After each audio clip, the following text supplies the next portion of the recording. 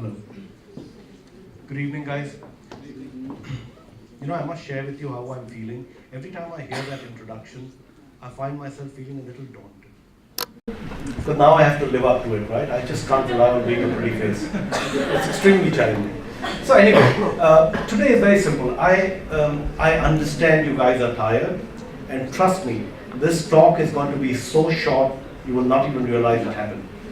But before I go, I will leave you with three things. 3 is the magic number in the company. We focus on that a lot. I'm just going to share 3 stories with you, and each of these stories will give you a realization, which I hope will give you an action. Are we good? Excellent. So the first story I want to share with you is a very personal one.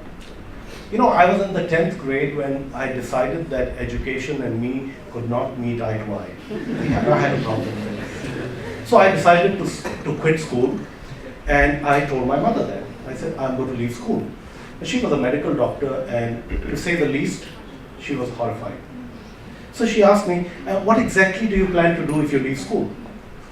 So I said, I'm going to write books. Now, when she looked at me, there was that expression which I cannot replicate.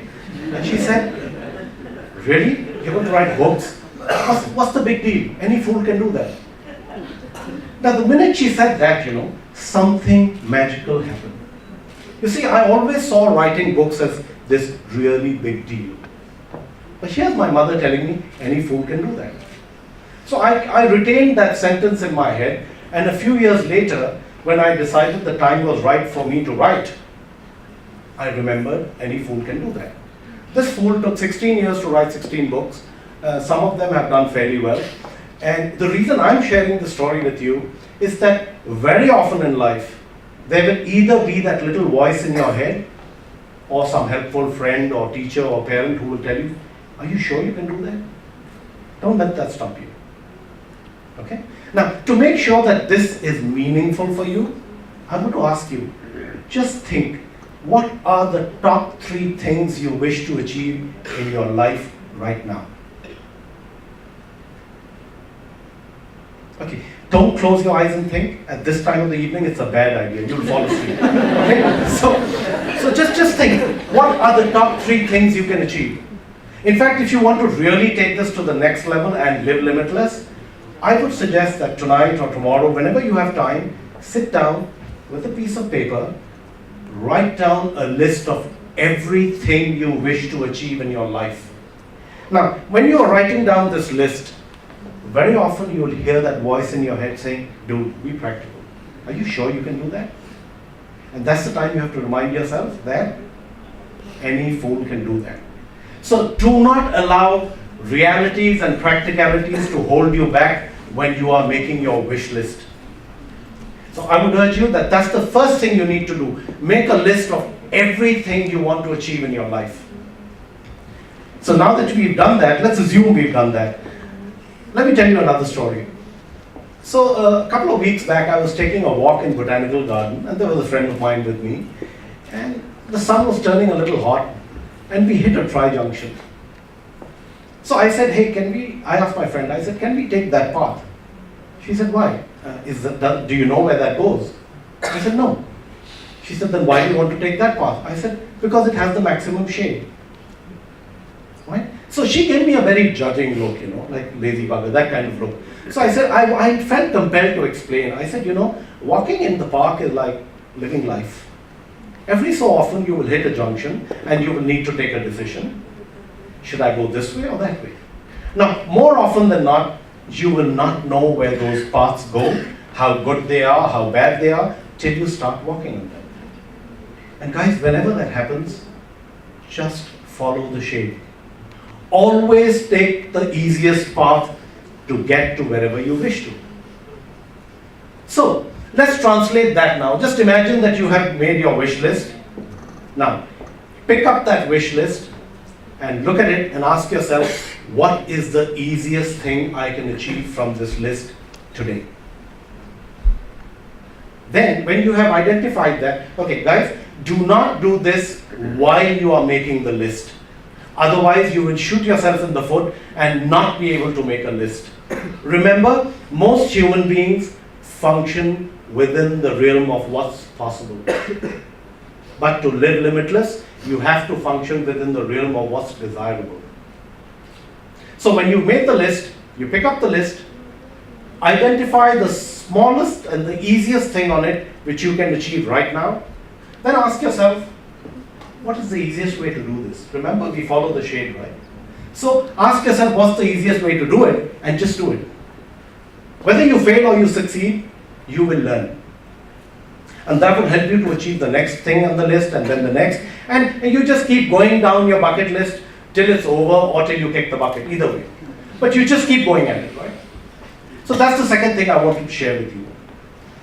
And the last thing I want to share with you is a very interesting story. A few years back, I think about 4 years back, there was this gentleman from Indonesia.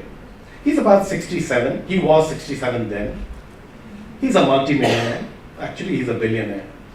He's done tremendously well for himself. And he heard me speak at a talk in Philippines, and he came to me and he said, I would like to work with you. He wanted me to coach him. And I said, what do you want me to help you with? He said, you know, Mukul, I have got everything I need. I have done everything I should have done. I've built a successful company. I've given my family the best home I can. I've given my children the best education I can. You know, even then, I feel something is missing. So I said, and what is that? He said, I don't know. But I do know that, sometimes I'm so scared that when I die, who will cry? Other than my immediate family, will anyone even remember me? So I asked him, I said, why don't you increase the number? He said, which number? I said, of the number of people who cry when you die.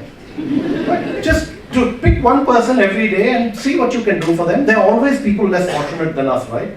So why don't you just do it? One person a day, one person a week, whatever, within your capacity, within your desire to do, why don't you do that? So he looked at me, he said, yeah, I could do that. That sounds pretty simple, right?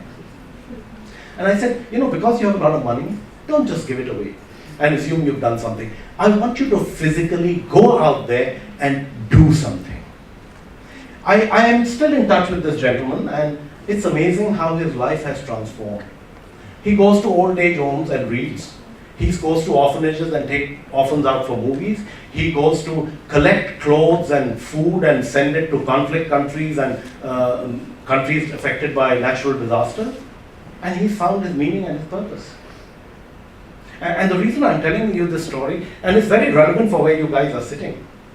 You know, success without significance is a bit meaningless. No matter how much money you make, no matter how big you grow, no matter what you achieve in life, unless you swing the pendulum to do something about it, to do something with what you have created, and to change just one life, you won't get significance. So these are the three things I wanted to share with you. Firstly, whatever you wish to do, just remember, any fool can do that. Mummy said it, it must be right. Secondly, whenever you are hitting a crossroads in your life, just follow the shade. Life is tough enough, you do not need to take on the harder path, just follow the shade. And thirdly, you will always have people in your lives who are less fortunate than you. Do something for them. Increase the number of people who will cry when you die. With that, I will come to an end. Thank you so much for being such a lovely audience. I know you're tired. Thank you.